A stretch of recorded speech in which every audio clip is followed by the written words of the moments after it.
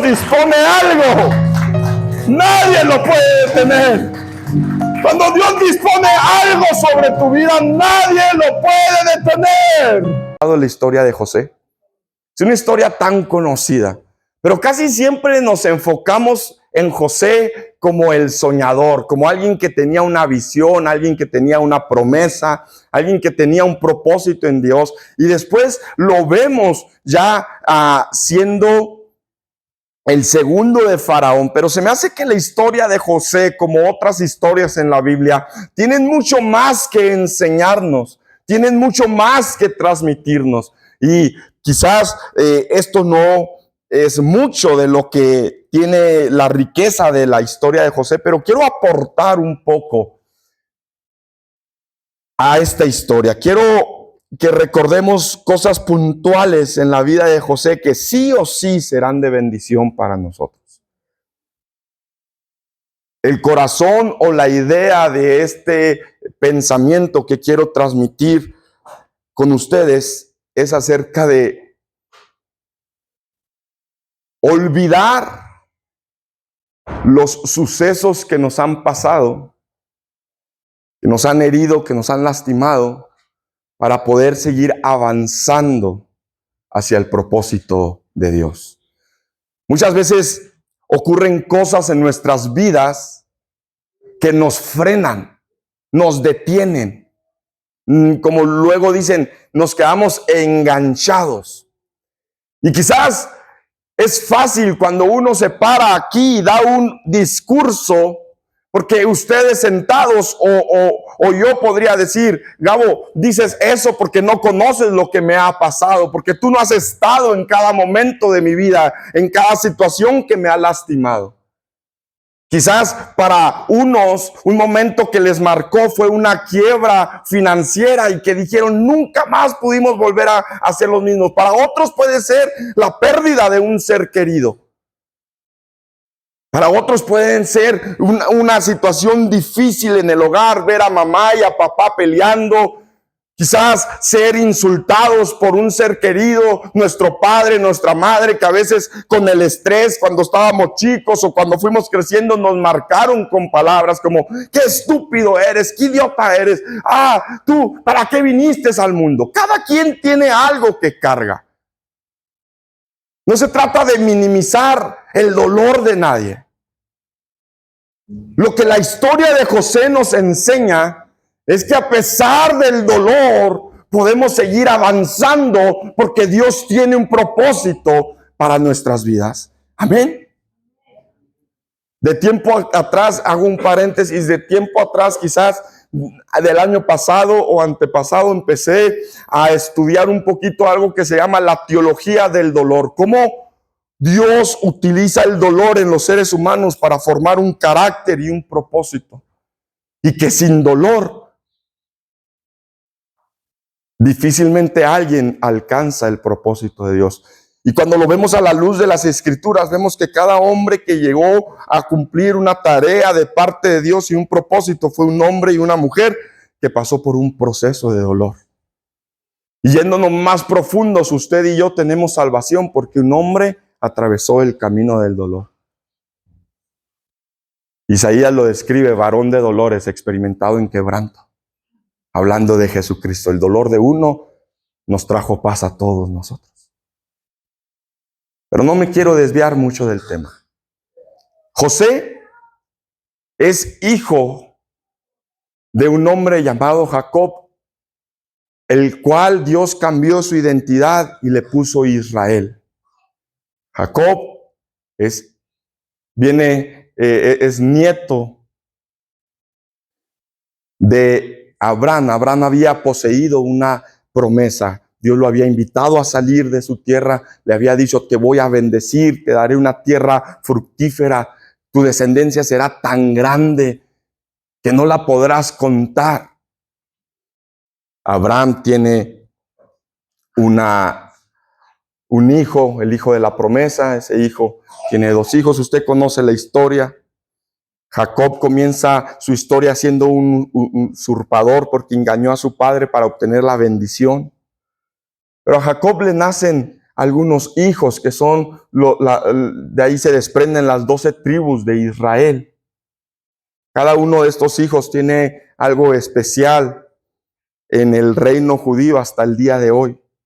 Pero José le nació a Israel o a Jacob en un momento de su vejez, siendo hijo de Raquel, la esposa que amaba a Jacob. La Biblia dice que él tenía como una inclinación hacia él. Dicen los padres que no hay hijos favoritos, pero aquí sí se notaba la diferencia un poco. Tanto que sus hermanos como que le tenían idea, como que les caía medio mal. Y el papá no dejaba de mostrar ese amor hacia José. Tanto así que un día le hizo una túnica de colores que lo diferenciaba de todos sus hijos. Contextualizando, es como si usted, padre de familia, el día domingo después del culto se lleva a su familia y lleva a su hijo, a uno de sus hijos, a una tienda, quizás a Liverpool, quizás a Zara, quizás a Cuadra, no sé. Y le dice, agárrate un cambiecito, mijo.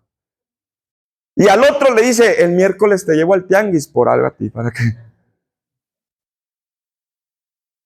Ah, caray, pues aunque uno no quiera sentirse, se sentiría, ¿verdad?, la diferencia.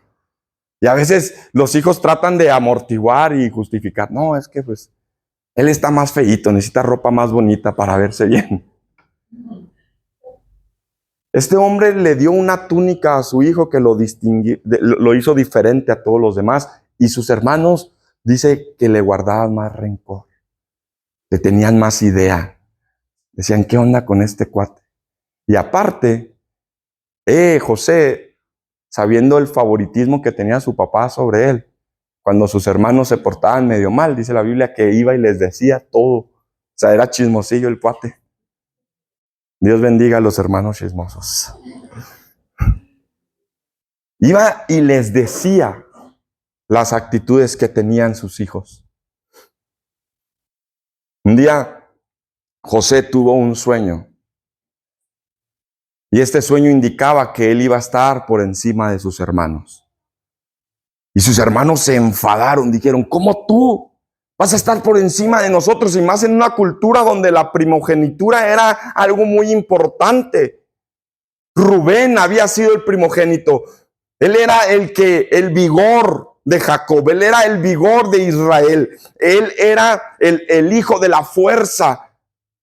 Y él se indignó. ¿Cómo tú vas a estar por encima de mí? ¿Cómo tú vas a estar por encima de nosotros? Deja de decir tonterías, deja de decir estupideces. Después, él tuvo otro sueño donde no solamente sus hermanos, sino también sus padres iban a estar al servicio de él. Y ahí hasta su padre se indignó y dijo, ah, caray, tú vas a estar por encima de nosotros, cálmate. Bájale, se te está alzando mucho, mijo. Un día los hijos de Jacob estaban haciendo su trabajo de pastores. Les estoy resumiendo rápido la historia para llegar a un punto deseado. Jacob le habla a José, le dice, ve, llévales comida a tus hijos, a mis hijos, a tus hermanos. Ve cómo están, tráeme noticia de ellos. José va por orden de su padre a encontrarse con sus hermanos, pero sus hermanos cuando lo ven venir, empiezan a maquinar.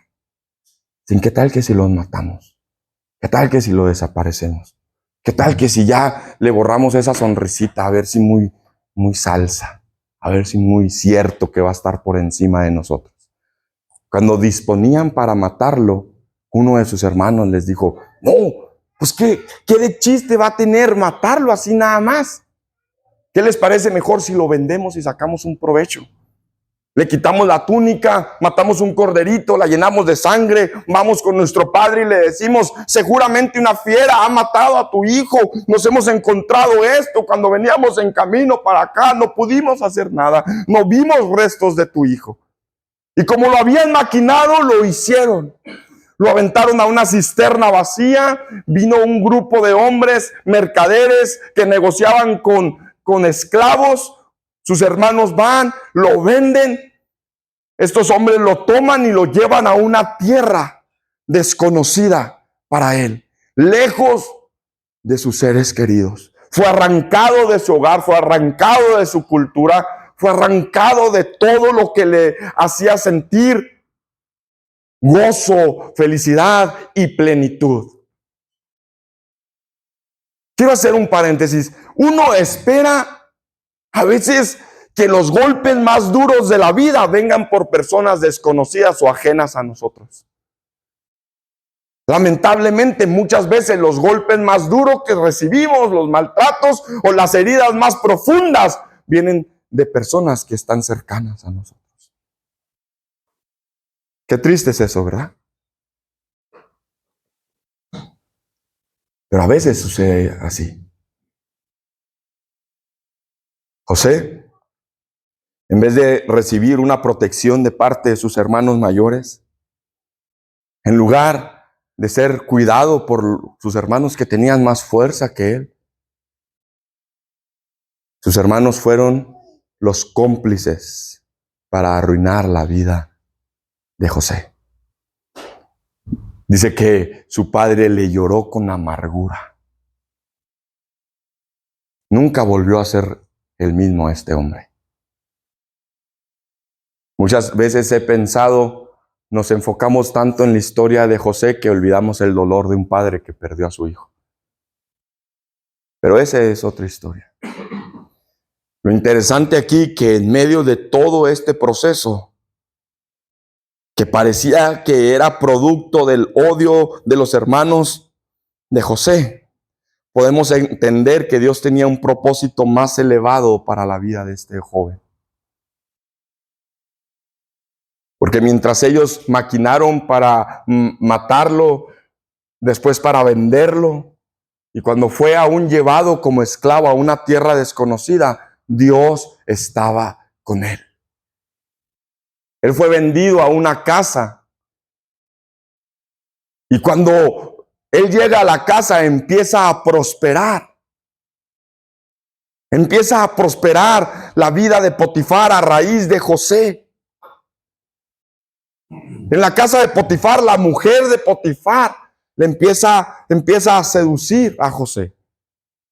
Y José le dice, oye, mi amo nada me ha puesto en restricción. Yo estoy por encima de todo. Lo único que me ha prohibido eres tú. No le voy a fallar de esta manera. Pero esta mujer buscaba a José para tener un encuentro sexual con él. Hasta que un día lo agarró de la ropa. José se alcanzó a escapar, salió corriendo y esta mujer asustada empezó a gritar, este hombre me quiso violar.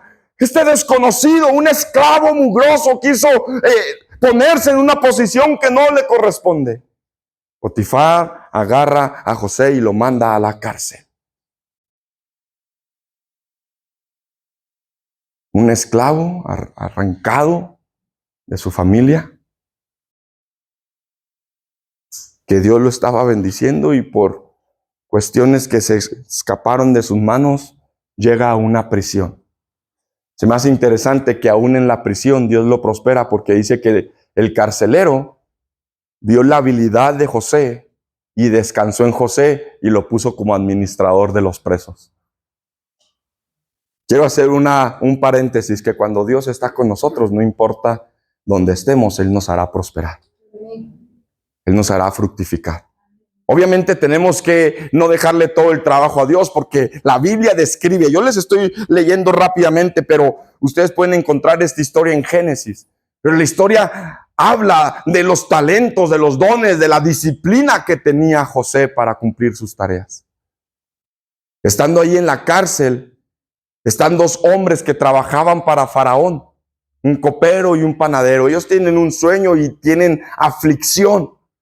Un día José los nota y les dice, ¿qué tienen? Les noto diferente, hay aflicción en sus corazones. Fíjate que tenemos un sueño repetitivo y no sabemos cómo interpretarlo. José dijo, de Dios son los sueños y su interpretación. Cuéntenme sus sueños y Dios me dirá de qué se trata.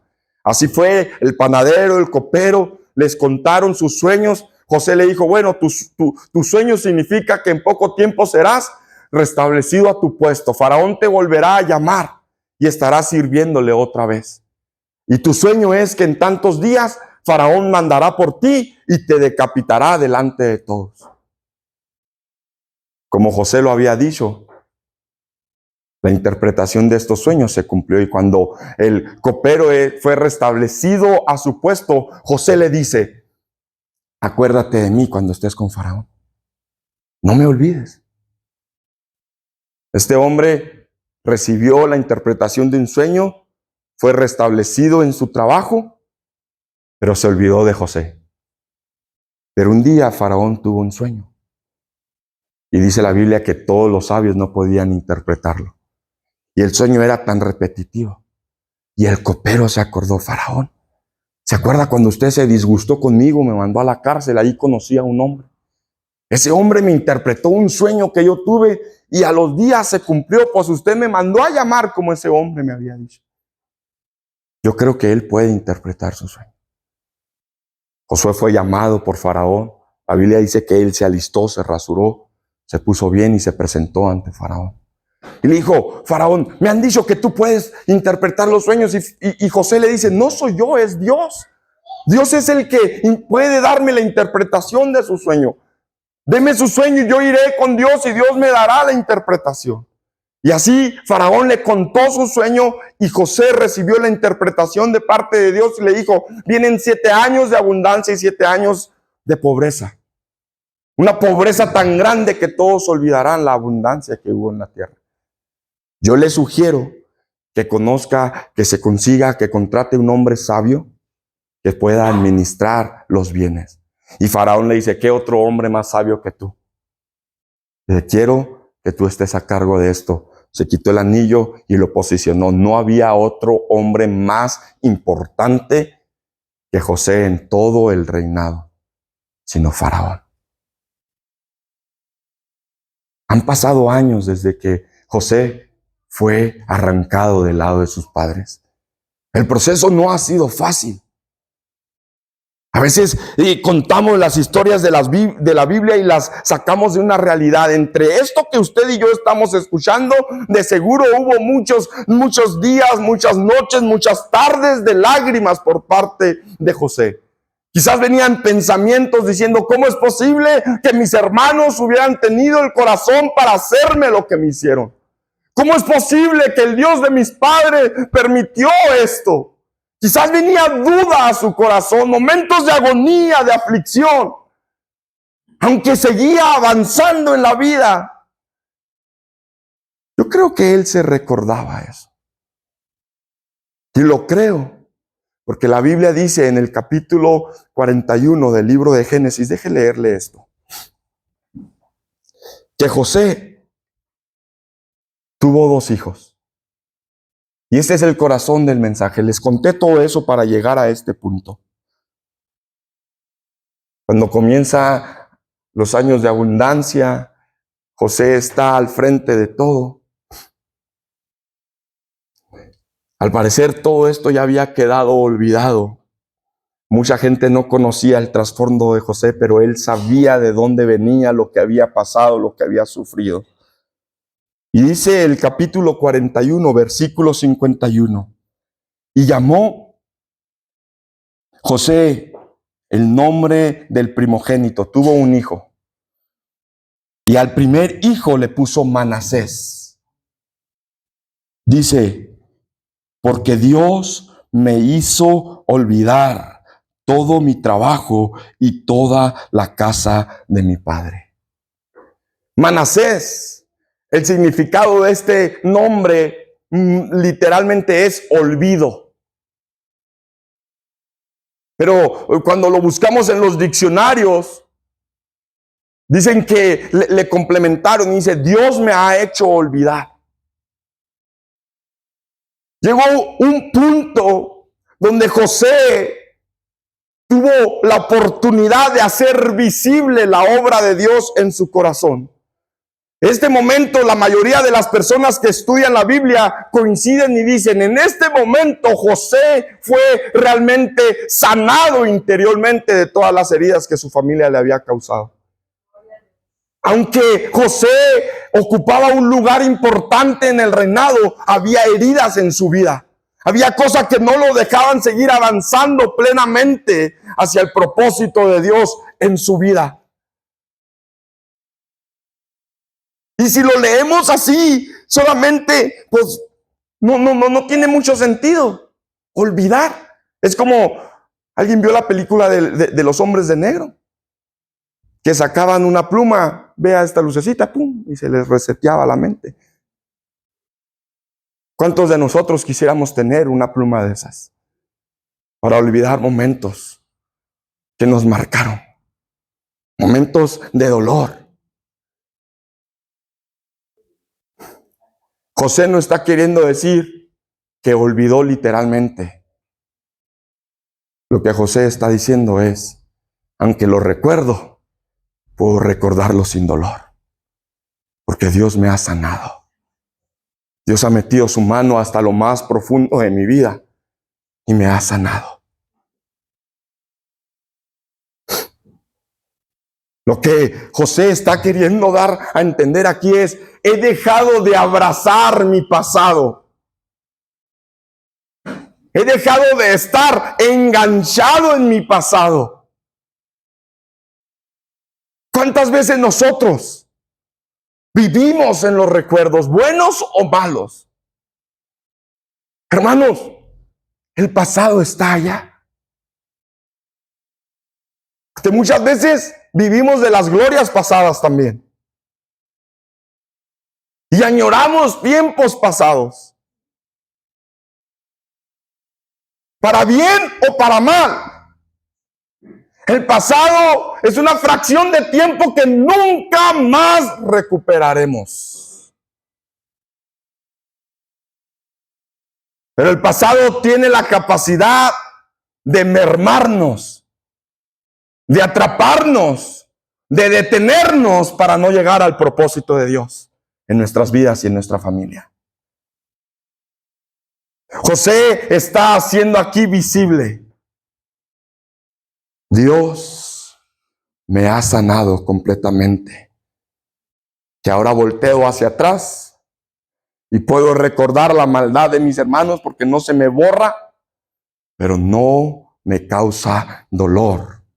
Y lo más importante, en ese momento, creo yo que José soltó también el rencor que el trato de sus hermanos le había traído. Porque José fue puesto ahí en medio de la dificultad con una tarea específica. Cuando toda la tierra estuviera llena de hambre, José iba a ser el instrumento que Dios utilizaría para sostener a su familia, para sostener a sus hermanos. A veces en la vida, los mismos que extendieron la mano para lastimarnos, un día se acercarán extendiendo su mano para pedirnos ayuda. Y si Dios ha obrado en nosotros, si Dios ha hecho Manasés en nuestras vidas, vamos a poder extender nuestras manos para ayudarles. Y decir, aunque tú me quisiste lastimar, Dios utilizó ese mal para formar en mí un carácter. La Biblia dice, para los que aman a Dios, todas las cosas les ayudan para bien. Para los que aman a Dios, todas las cosas nos sirven para bien.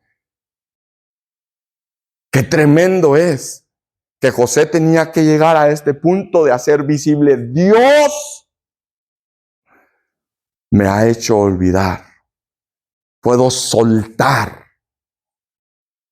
Hoy en día se dice, cierra círculos, suelta, déjalo ir. Póngale el nombre que quiera, la etiqueta que quiera. Pero lo que José está demostrando es que a pesar de la aflicción que vivió, Dios mandó un bálsamo divino a sanar cada herida en su corazón. Qué necesario, cuán necesario es para cada uno de nosotros tener un Manasés en nuestra vida. Pero no se queda ahí, porque tuvo 2 hijos, como les había dicho. Y dice más adelante, y llamó el nombre del segundo hijo Efraín, porque dijo, Dios me hizo fructificar en la tierra de mi aflicción. Nuevamente José honra visiblemente la bondad de Dios en su vida. Dice, Dios me ayudó a sanar mi dolor, pero no solamente se quedó ahí, sino que Dios me hizo fructificar en medio de mi dolor. Es la segunda etapa. José no solamente se quedó como un hombre sano interiormente, sino que empezó a ser fructífero. El pasado nos quiere detener, pero cuando Dios hace una obra completa en nosotros, nos hace avanzar de tal manera que empezamos a dar frutos en medio de nuestra aflicción. Quizás para muchos no hay propósito en medio del dolor.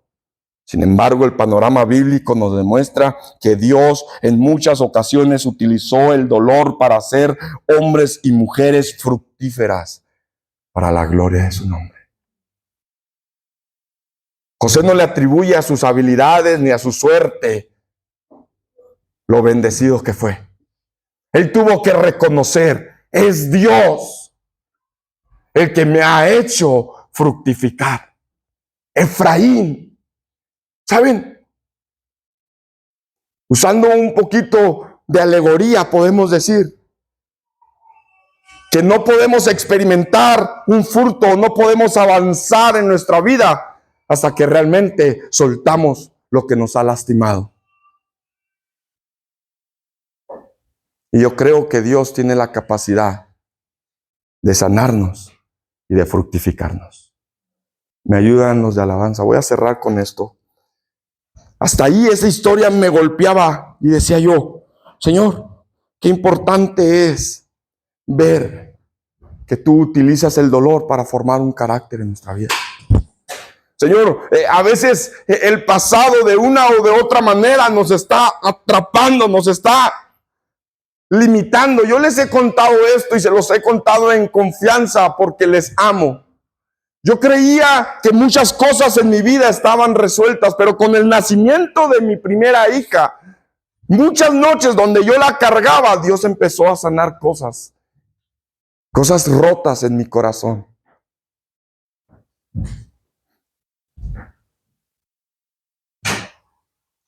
Cosas que solamente Dios conocía y un día tuvieron que ser exhibidas para que yo también las conociera y pudiera decir, Señor, suelto esto. Aprendí a ocultarlo muy bien.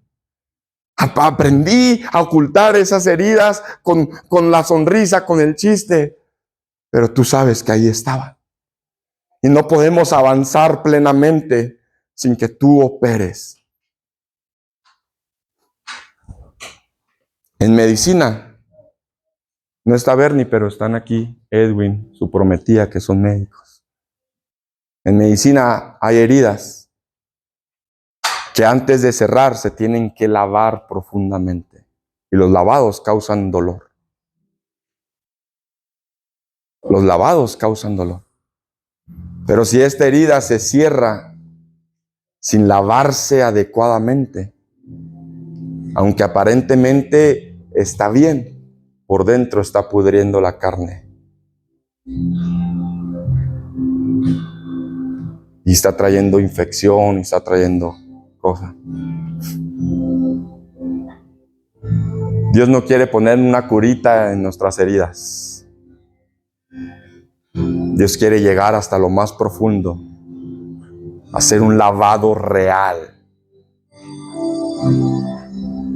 Un lavado que va más allá del humanismo, más allá de palabras de consuelo, no. Cuando Dios habla en nuestras vidas, a veces habla con palabras duras, pero siempre habla para traer sanidad.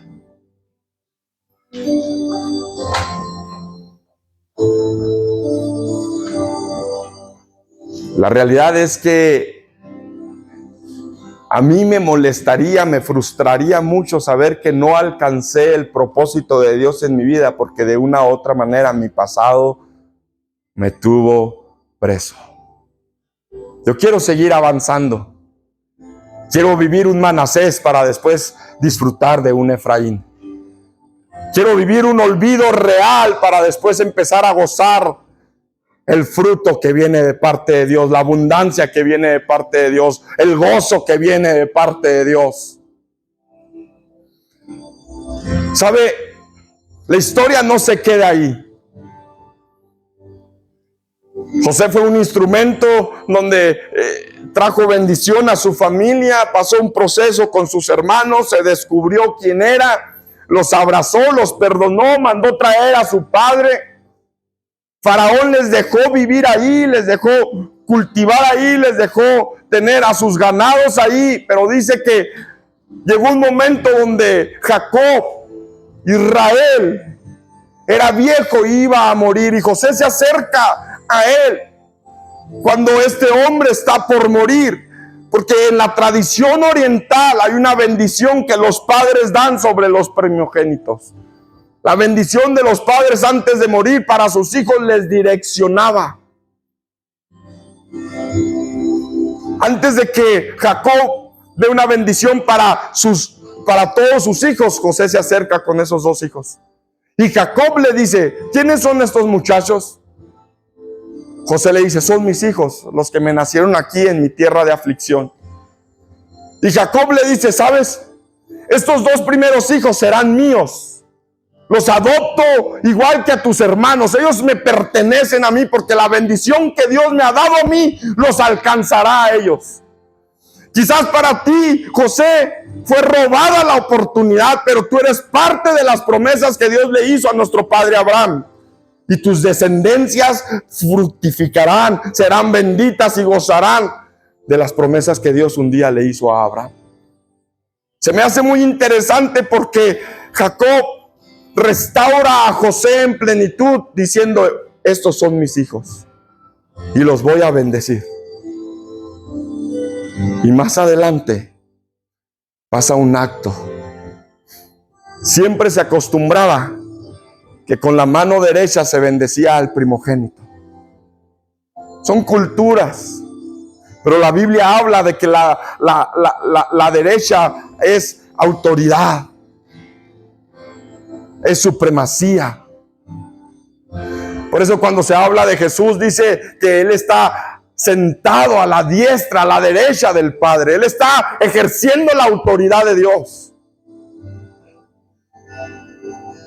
Lo lógico sería que Jacob pusiera su mano derecha sobre Manasés y su mano izquierda sobre Efraín.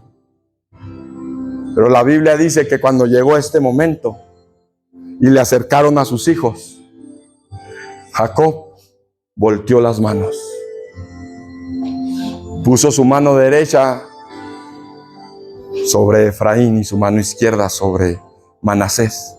Y José se enojó y le dijo: no, padre, así no lo hagas, así no es. Manasés es mi primer hijo. Tienes que bendecirlos. Y les mueve la mano. Y Jacob se enoja y le dice: ya lo hice. Y lo vuelve a hacer. Cuando yo veía esta porción de la Biblia, decía: no solamente José vivió un Manasés de parte de Dios para después fructificar. No solamente olvidó para poder fructificar, sino al final de sus días, Jacob le recuerda a José: tu gozo será mayor que tu aflicción. Lo que Dios hará con tu descendencia, Efraín estará por encima de Manasés. No sé si me estoy dando a entender. No sé si alguien está entendiendo. A mí eso me golpeaba, porque muchas veces creemos que siempre el dolor será mayor en nuestras vidas. Sin embargo, aquí Jacob le dice: no, tu bendición, tus frutos, tu gozo, tu alegría será mayor que los momentos de dolor que viviste. José, solamente tú sabes el camino que transcurriste. Solamente tú sabes la senda de dolor, las noches de soledad en la celda. Solamente tú sabes lo que sentiste cuando tus hermanos te vendieron. Pero hoy Dios te dice: serás más fructífero que el dolor que un día te quisieron causar. Con ese solo acto, Jacob dijo: por encima de Manasés está Efraín. Y hoy te digo de parte de Dios: por encima de tu dolor está la bendición de Dios. Serás bendito tú y tu descendencia. Serás bendito y tu bendición alcanzará hasta 1000 generaciones, porque eso lo dice la palabra de Dios. Que los hijos de nuestros hijos y los hijos de sus hijos serán benditos para la gloria del Señor. No importa lo que hemos pasado antes, no importa las lágrimas que hemos vivido antes, no importa el dolor que quiso detenernos antes. Hoy te digo de parte de Dios: no te detengas, porque tu vida y la de tu familia será fructífera, porque así Dios lo dispuso. Y cuando Dios dispone algo, nadie lo puede detener. Cuando Dios dispone algo sobre tu vida, nadie lo puede detener. No hay diablo que se detenga ante el propósito de Dios.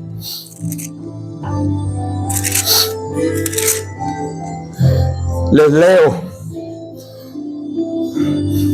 Génesis 48:5. Y ahora tus hijos Efraín y Manasés, que te nacieron en Egipto, antes de que viniese a ti a la tierra de Egipto, míos son, como Rubén y como Simeón. Ellos serán mis hijos.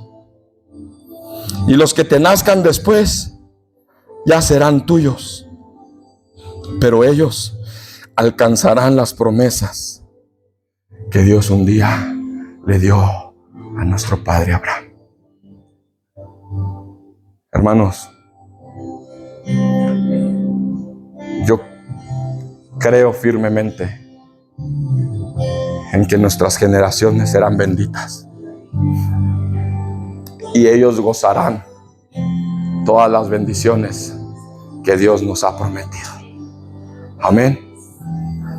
¿Qué les parece si oramos? Cierren sus ojos ahí un momento.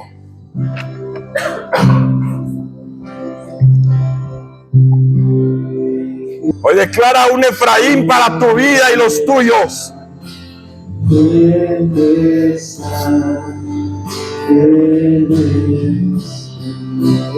Hoy declara un Efraín para tu familia.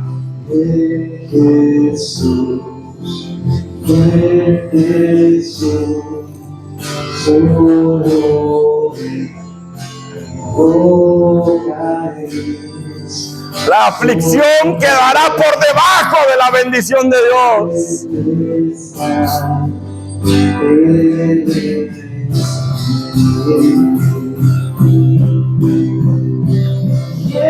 Si estás con tu familia, pon tu mano ahí.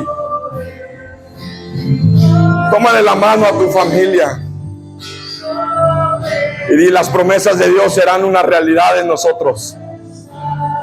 Bendice a tus hijos, bendice a tu familia, bendice tu matrimonio, bendice tu descendencia.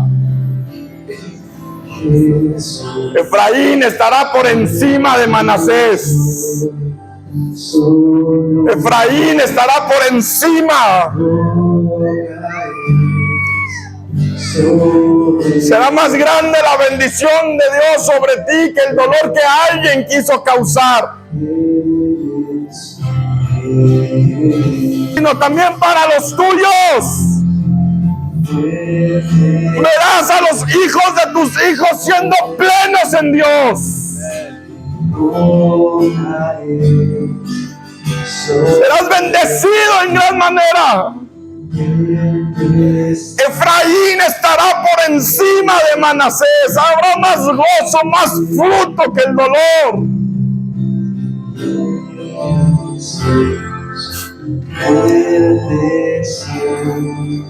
Solo